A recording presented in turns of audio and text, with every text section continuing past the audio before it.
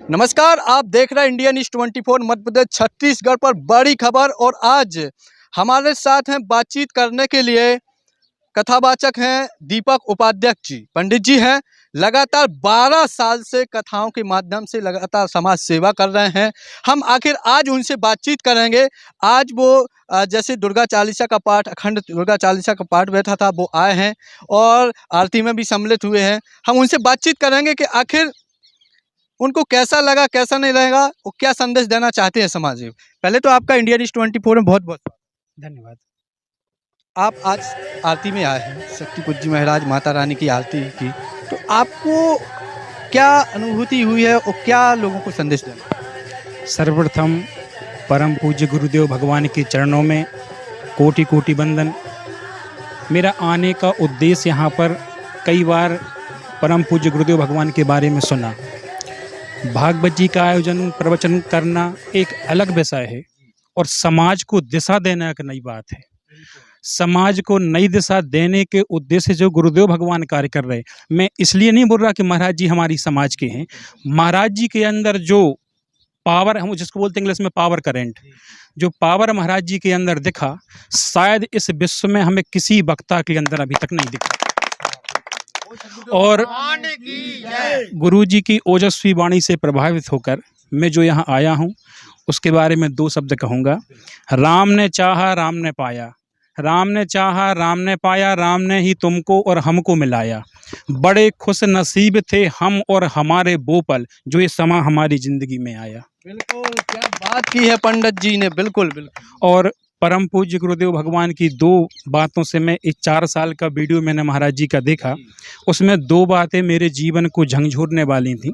महाराज जी ने एक बात कही कि आप लोग जो कैलेंडर होते, 12 महीने का एक कैलेंडर होता, एक दिन 1 तारीख हुई, 2 तारीख हुई, वो 30 दिन में वो तारीख पूरा महीना हो जाता। हम लोग उस पन्ने को पलट देते, दूसरा महीना चालू हो जाता।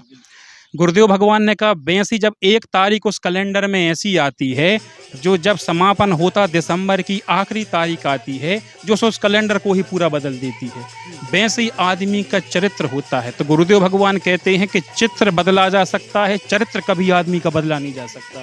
उसको साधना और तप के माध्यम से आप बदल सकते हो।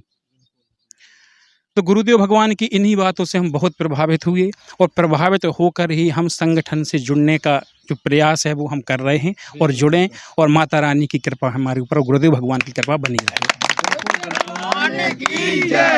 और कुछ और भी ऐसी समाज के लिए बातें होती हैं, समाज के लोगों से क्या कहना है? समाज के लोगों से कहना ये है कि आडंबर पर्चा बनाना, हम कहीं बड़े वक्ता के पास गए, हम नाम इस मंच से जरूर लेंगे। हम परम पूज्य श्री देवकीनंदन ठाकुर जी महाराज से मिलने गए आज के 5 साल पहले। तो वहाँ पर जब हम मिलने गए तो हमसे बोला गया कि अभी आप नहीं मिल सकते, कोई इसका मतलब आपके पास कोई सोर्स है, और बोले यदि ऐसा मिलना हो तो फिर आप 1 हफ्ते बाद मिलिएगा। हम मथुरा गए थे उस समय मिलने के लिए महाराज जी से, तो बोले कि यदि आपको ऐसा 1 हफ्ते बाद नंबर आएगा आपका, और चूँकि हमारे दूसरे दिन ही गौड़बाना हमारा वापसी का रिजर्वेशन था। तो जब एक वक्ता के लिए, ब्राह्मण के लिए, संत महात्माओं के लिए ही मिलने का समय नहीं है जिसके पास, तो हम किससे अपेक्षा करें कि मिलने का समय होगा। तो हमने संकल्प किया कि 25 नवंबर को, जो आने वाली 25 नवंबर है, 23 तारीख तक हमारा भागवत का आयोजन पटेरा में है। हमारे गुरुदेव भगवान आ रहे, उनका आयोजन है। 23 तारीख को समापन होगा, 24 को रेस्ट करके 25 को गुरुदेव भगवान से हमको मिलने, स्वयं शेड्यूल हमको जाना है, हमारा ही पण संकल्प। तो जैसा कि पंडित जी ने बताया कि हम शहडोल में भी गुरुजी से मिलने जाएंगे, जो शक्ति पूज्य महाराज हैं।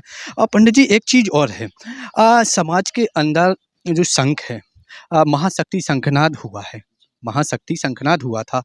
वो शंखनाद लाखों लोगों ने एक साथ किया, शंख की ध्वनि है। थोड़ा सा शंख के बारे में बता दीजिए, क्योंकि कुछ लोगों ने, जैसे पंडोखर जैसे लोग हैं, उनने उसका विरोध किया, बोले कोई शंख से कुछ नहीं होता है। तो आप लोग तो भी कथाओं में जाते हैं, शंख की ध्वनि करते हैं, बताते हैं लोगों को, झालर बजाते हैं, लेकिन उनको क्यों पसंद नहीं है और क्या होती है शंख उसकी महत्व?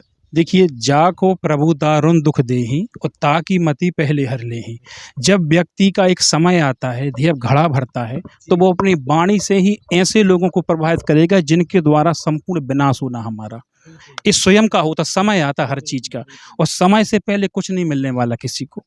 तो आपने जो संख की बात की है, संख के माध्यम से गुरुदेव भगवान कहते हैं, संख के माध्यम से शंखों से तरंग निकलती है, चेतना, जिसको महाराज जी हमेशा प्रवचनों में बोलते हैं चेतना, और उसी से महाराज जी बोलते हैं कि साधना करो। साधना से स्वयं का कल्याण होता तो होता है, आप अपने परिवार का कल्याण भी कर सकते हो। निश्चित ही जैसे संघ के बारे में पंडोखर बोल रहे थे कि संघ से कुछ नहीं होता, मैं संघ को कुछ भी नहीं मानता हूँ। और सबसे बड़ी बात एक चीज़ हो रही है, जैसा कि बोला गया है, देखिए जो सत्य है तो सत्य, हर कोई बोल रहा है, पूरा समाज बोल रहा है, और भी साधु संत सन्यासी सपोर्ट इस चीज़ का कर रहे हैं। ऐसा नहीं कि हर कोई बोल रहा है, हर समाज बोलेगा।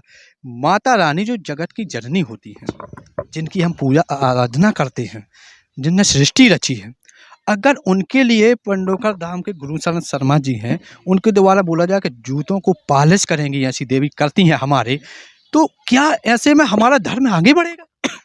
देखिए, एक समय की बात, परम पूज्य गुरुदेव श्री रामकृष्ण परमहंस जी, जिन्होंने अपने जीवन में एक ही शिष्य बनाया और जिनका बचपन का नाम था नरेंद्र स्वामी विवेकानंद जी।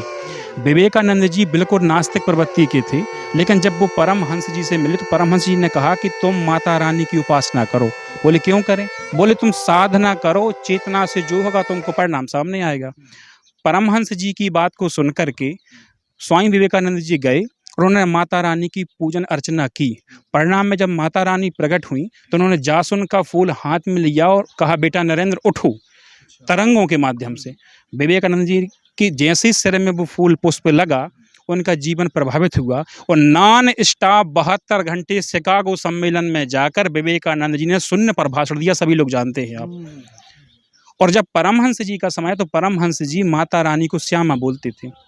उनके पीठ में एक फोड़ा हुआ और माता रानी प्रकट हुई, बोली बेटा हम चाहें तो तुम्हारा फोड़ा अभी ठीक कर सकते हैं, बताओ तुम्हारा क्या कहना है इसमें।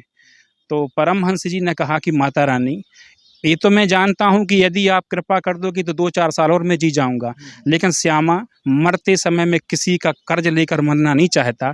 मैंने अपने जीवन में एक नरेंद्र को अपना दास बना लिया, वही समाज को नई दिशा देगा। तो माता रानी की कृपा से परमहंस जी ने नरेंद्र विवेकानंद जी के लिए अपना दास बनाया, जिनको पूरा विश्व जानता है।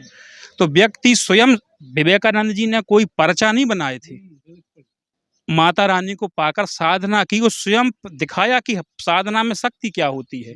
तो साधना जब करोगे तो आपको पर्चा बनाने की जरूरत नहीं पड़ेगी, साधना स्वयं करके सब कुछ दिखाएगी। साधना करोगे तो पर्चा बनाने की ज़रूरत नहीं पड़ेगी।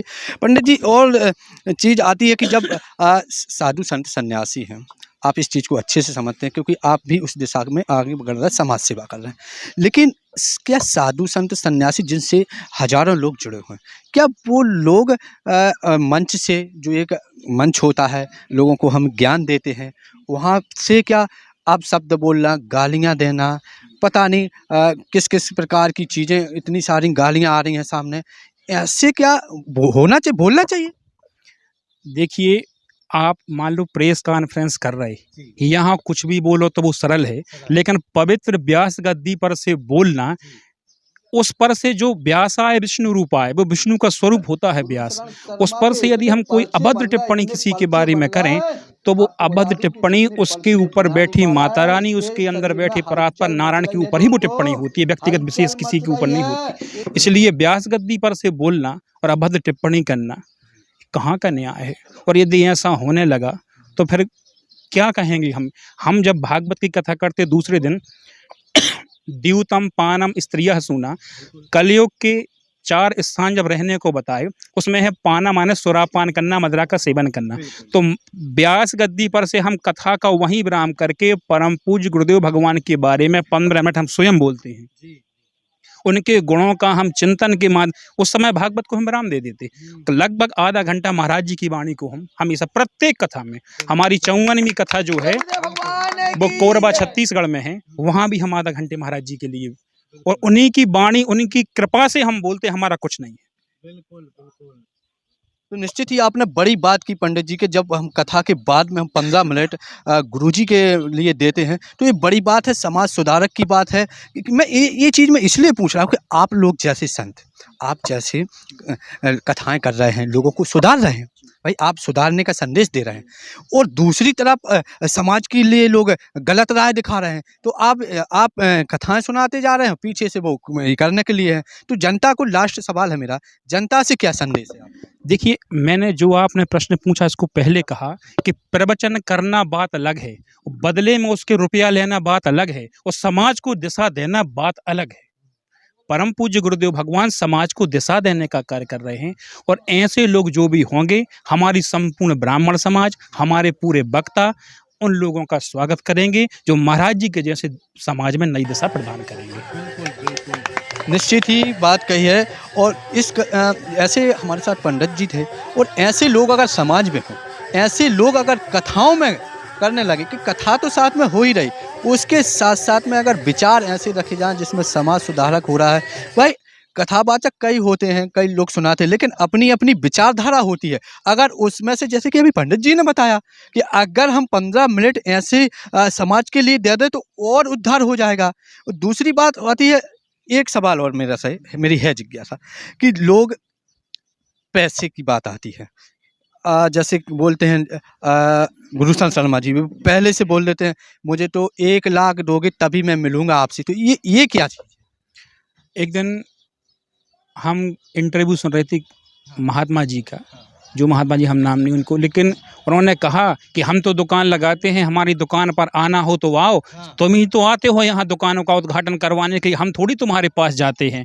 तो यदि आपने कथा को भी दुकान बना दिया तो कहाँ तक आपका भला होगा? ये दुकान थोड़ी है। हम संसारी जो चर्चाएं करते हैं वो हैं व्यथा, लेकिन माता रानी से हमारा संबंध बनाने की जो चरित्र है वह है हमारी कथा। बिल्कुल। तो निश्चित ही हमारे साथ पंडित जी थे, आपका बहुत बहुत धन्यवाद जो आपने इतना समय दिया है। धन्यवाद। निश्चित ही हम मिलेंगे और अगले इंटरव्यू के साथ। जब तक आप देखते रहें इंडिया न्यूज़ 24 मध्य प्रदेश छत्तीसगढ़।